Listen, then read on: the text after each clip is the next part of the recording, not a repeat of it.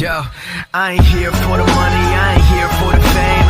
Though it might be nice to own a jet plane, I'ma do it all for you. Come along and see it's true.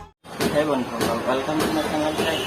আজি মই লৈ আহিছোঁ এটা Xerox machine repairing video'. Xerox machine এটা নষ্ট হ'লে কেনেকৈ repairing কৰিব লাগে সেইটো এই ভিডিঅ'ত গম পাব।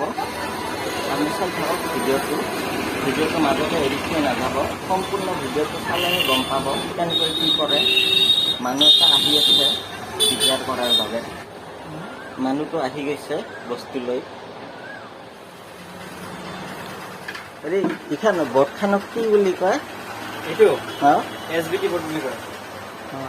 SBT board. আপোনালোকৰ দোকানখনৰ নামটা কি আছে? আৰিহান এণ্টাৰপ্ৰাইজ।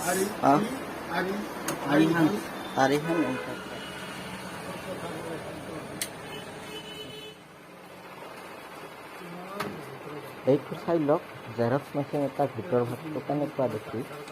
এনেকুৱা দেখি ভিতৰ ভাগটো জেৰক্স মেচিনৰ। পিচি লেপটপ বা জেৰক্স মেচিন বা প্ৰিণ্টাৰ কাৰোবাৰ কিবা কিনিব লগা থাকিলে তেওঁলোকৰ দোকানখনত যাব পাৰে। সকলোৰে ইলেক্ট্ৰনিক আইটেম পাই যাব তেওঁলোকৰ দোকানখনত।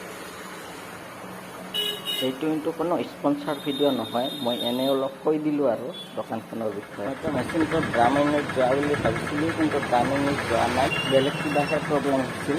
নিগনিতে চাপ কৰিছিল মেচিনটোৰ ভিতৰত। ঠিক হৈ গ'ল এতিয়া। তেওঁলোকৰ দোকানখন বঙাই যাওক।